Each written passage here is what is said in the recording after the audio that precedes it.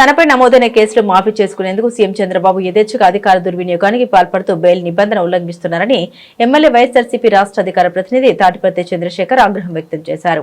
అనారోగ్య కారణాలు చూపి జైలు నుండి బెయిల్పై బయటకు వచ్చినటువంటి చంద్రబాబు ఇప్పుడు కుతంత్రాలతో తనపై నమోదైన కేసులు మాఫీ చేసుకుంటున్నారని ఆక్షేపించారు. అందుకు ఆ కేసులపై ఫిర్యాదు చేసినా కేసులు నమోదు చేసిన అధికారులను బెదిరించి ప్రలోభపెట్టి వారితోనే విత్డ్రా చేయించుకుంటున్నాడని ధ్వజమెత్తారు.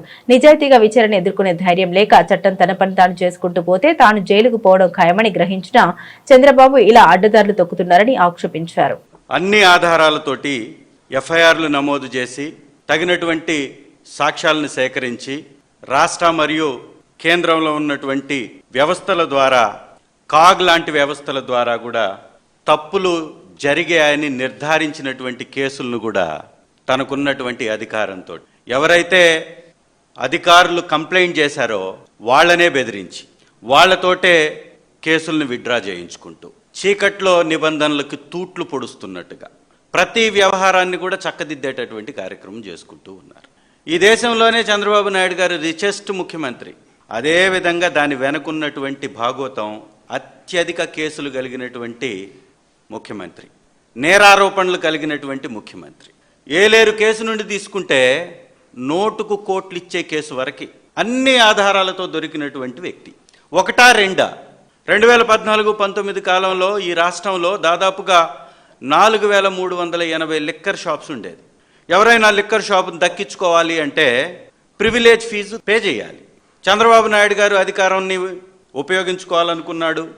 అడ్డగోలుగా రాష్ట్ర ఖజానాని తెలుగుదేశం పార్టీ నాయకులకి దోచిపెట్టాలనుకున్నాడు. తద్వారా తన ప్రభుత్వంలోని పెద్దలకి వెనక వైపు నుంచి వచ్చేటటువంటి ముడుపులకి ఆశపడ్డట్టుగా ఈ ప్రివిలేజ్ ఫీజుని తీసేసి వేల కోట్ల రూపాయల ప్రభుత్వ ఖజానాకి గండి కొట్టారు.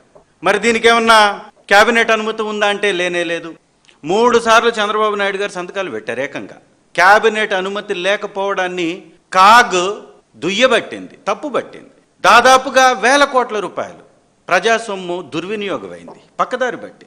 ఈ కేసుకు సంబంధించి నీరు గార్చే ప్రయత్నం, inner ring road, Amaravati inner ring road దాదాపు దక్షిణానికి 3 కిలోమీటర్లు జరిపేశారు. ఎందుకు జరిపారా అంటే లింగంనేని కుటుంబానికి సంబంధించిన ఆస్తులు ఉన్నాయి అక్కడ, హెరిటేజ్ ఫుడ్స్కి సంబంధించినటువంటి ఆస్తులు ఉన్నాయి, నారాయణకి సంబంధించినటువంటి ఆస్తులు ఉన్నాయి, అదేవిధంగా రామకృష్ణ హౌసింగ్ ప్రైవేట్ లిమిటెడ్కి సంబంధించినటువంటి ఆస్తులు ఉన్నాయి. ఈ ఆస్తులన్నిటికీ దగ్గరలోకి మధ్యలోకి ఈ ఇన్నర్ రింగ్ రోడ్ని జరిపేసి కోట్ల రూపాయల విలువని వాళ్ళ ఆస్తులకు పెంచేసుకునేటటువంటి కార్యక్రమం జరిగింది. ఇది స్పష్టంగా ప్రతి ఒక్కరికి తెలుసు. మొదట అలైన్మెంట్ ఎక్కడుంది, రెండవసారి అలైన్మెంట్ ఎందుకు జరిగింది, దీనివలన ప్రభుత్వానికి నష్టం జరిగింది. అలైన్మెంట్ పెరగడం వల్ల 3 కిలోమీటర్ల దక్షిణానికి జరిగింది. మరి ఈ కేసును కూడా నీరుగార్చేటటువంటి ప్రయత్నం, అత్యంత సంచలనం కలిగించినటువంటి కేసు ఫైబర్ గ్రిడ్ కేసు.